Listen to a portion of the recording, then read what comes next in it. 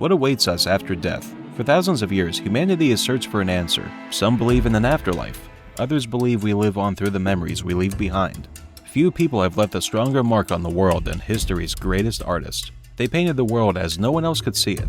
They sculpted eternity from marble. They covered us in color and left us forever changed. But when the brush was finally set down, where did they go? Today we're visiting the final resting places of 7 of art's history's most iconic figures. From the ivy-colored graves of Vincent van Gogh and his beloved brother to Frida Kahlo's ashes resting inside her blue house, to the surreal crypt where Salvador Dalí still lies beneath the museum he built for himself. Some of these resting places have become places of pilgrimage. Others remain surprisingly humble. All of them tell a final chapter in the lives of artists whose work continues to shape the world.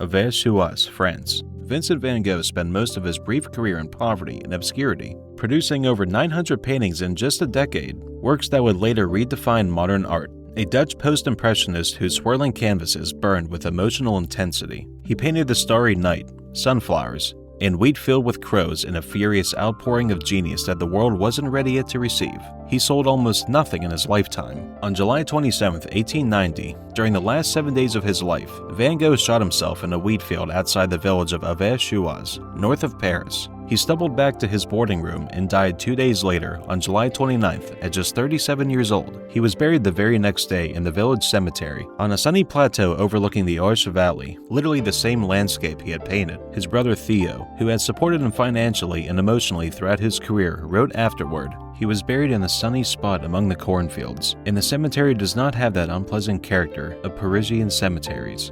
Theo himself collapsed from grief and died just 6 months later. His body was originally buried in Holland, but in 1914, Theo's widow arranged to have him transferred to Auvers-sur-Oise, so the two brothers could lie side by side forever. Their graves are covered by a single blanket of ivy, a plant Vincent loved, and marked with simple headstones that read only, "Ici repose," here lies, followed by their names and dates. Nothing more. Here lies the man who once wrote, "Art is to console those who are broken by life." What few visitors realize is that these are not even Vincent's original graves. After 15 years, the initial lease on his burial plot expired, and in 1905 his remains were quietly relocated to their current spot. The exact original location has never been confirmed.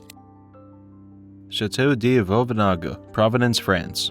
Pablo Picasso is arguably the most famous artist of the 20th century, the co-creator of Cubism, the painter of Guernica, and a man whose full name at birth contained no fewer than 23 words. He worked prolifically across 9 decades, shattering and reinventing artistic form again and again, from his anguished blue period to surrealism, from ceramics to theater sets. He died on April 8, 1973 in Mougins, France, at the age of 91.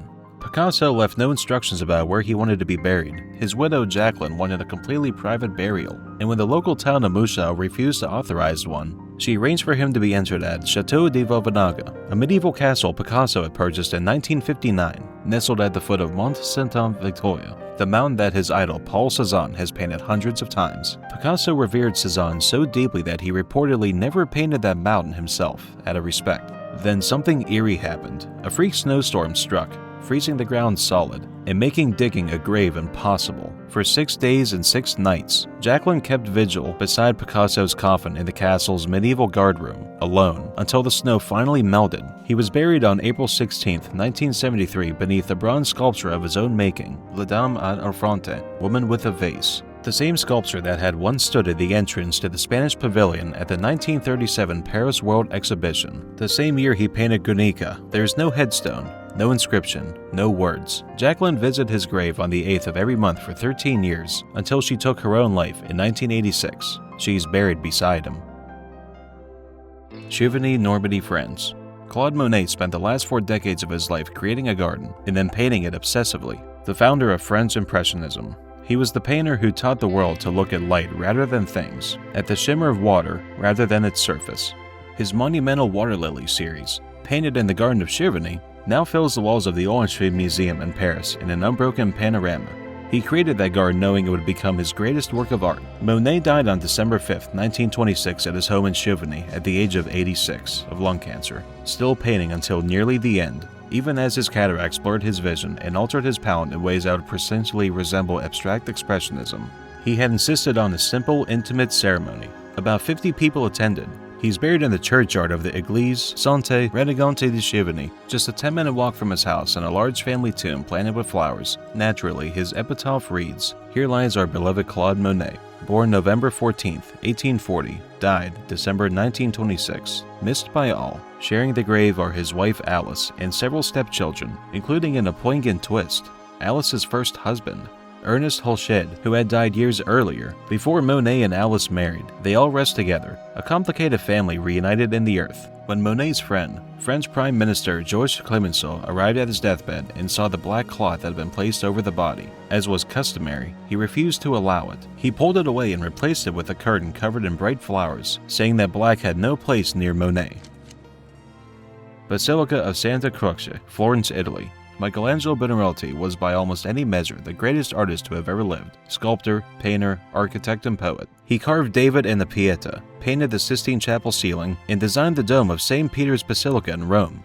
Born in 1475, he lived and worked through the entire height of the Italian Renaissance and died in 1564 at the extraordinary age of 88. Still working on the final Pietà that was found unfinished beside his bed, he died in Rome, where he had spent the last 30 years of his life, but Rome was never going to keep him. His nephew Leonardo made arrangements to have Michelangelo's body returned to Florence, but fearing the Roman authorities might intervene, he hatched a plan. The body was disguised in a bale of cloth and loaded onto a cart as though it were ordinary merchandise, then smuggled out of the city under cover of deception. The corpse of the greatest artist in history crossed the Italian countryside, hidden like contraband. When it arrived in Florence on March 10, 1564, the artists of the newly founded Accademia dell'Arte del Disegno transferred the body to Santa Croce by torchlight in the middle of the night, accompanied by an immense crowd. A state funeral followed in July. His tomb, designed by Giorgio Vasari, stands inside the Basilica of Santa Croce, Florence's pantheon of genius, which also holds the tombs of Galileo and Machiavelli. 3 allegorical women flank the sarcophagus. They represent painting, sculpture, and architecture, all weeping. The artists themselves are in mourning. Fresh flowers are placed at his tomb nearly every single day.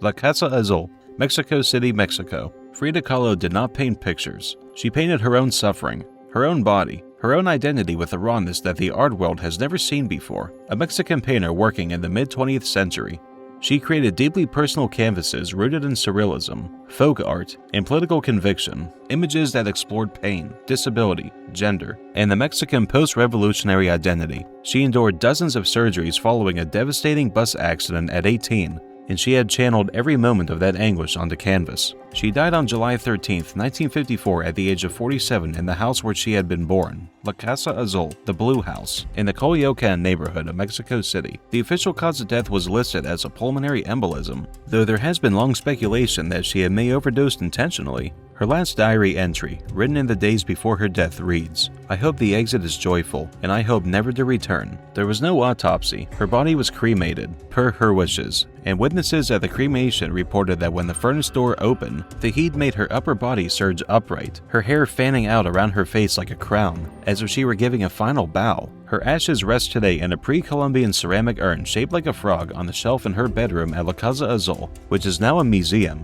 Diego Rivera, her husband, wished to have his own ashes mixed with hers after his death, but his daughters and widow refused to honor that wish. Frida remains alone in her blue house, as perhaps she always was.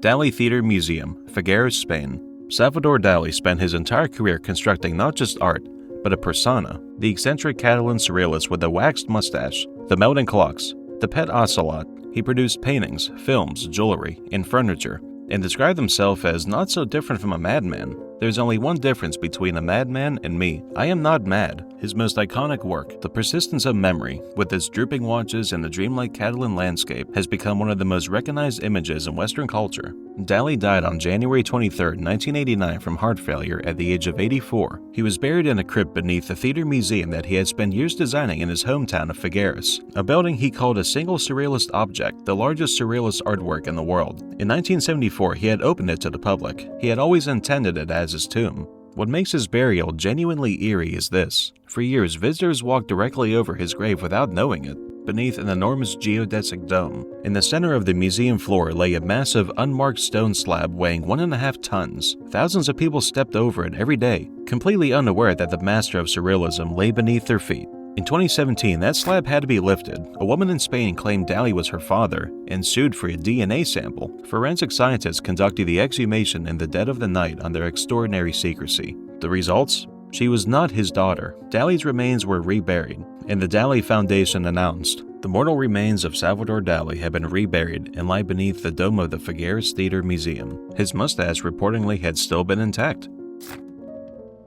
Greenwood Cemetery, Brooklyn, New York, USA. Jean-Michel Basquiat emerged from the streets of Brooklyn and became one of the most electrifying figures in the art world almost overnight. Beginning as a graffiti artist tagging New York City walls under the Moncler Samo, he rose to gallery prominence in the early 1980s with the neo-expressionist paintings that confronted racism, wealth, colonialism, and the black experience in America, canvases that cracked with raw energy, text, symbol, and urgency. He became friends with Andy Warhol. He became famous. He became an icon of an era. He died on August 12, 1988 of an accidental overdose. At just 27 years old in his studio in Manhattan, he left behind over 2,000 paintings and drawings. He's buried in Greenwood Cemetery in Brooklyn, a historic 478-acre cemetery established in 1838, now a historical landmark close to where he grew up. His headstone is play gray granite, engraved with a single word, artist. Visitors regularly leave tokens at the grave, small paintings, art supplies, letters, photographs. According to the cemetery's president,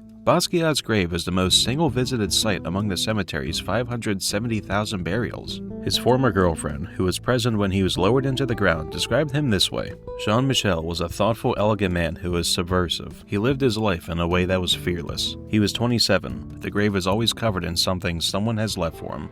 7 artists, 7 very different endings. Some were buried beside the people they loved. Some designed their own tombs. Some left behind graves that have become destinations for admirers from around the world. Yet despite their fame, many of their final resting places are remarkably modest. Perhaps that's fitting. The work was always larger than the person, but our journey isn't over yet. In the next part, we'll visit 7 more extraordinary resting places, including artists whose graves were lost, whose remains became the subject of mystery and controversy, and whose final stories are every bit as fascinating as the masterpieces they created. Until then, let me know in the comments, which of these artists' resting places surprised you the most, and have you ever visited any of them yourself? I'll see you in part 2.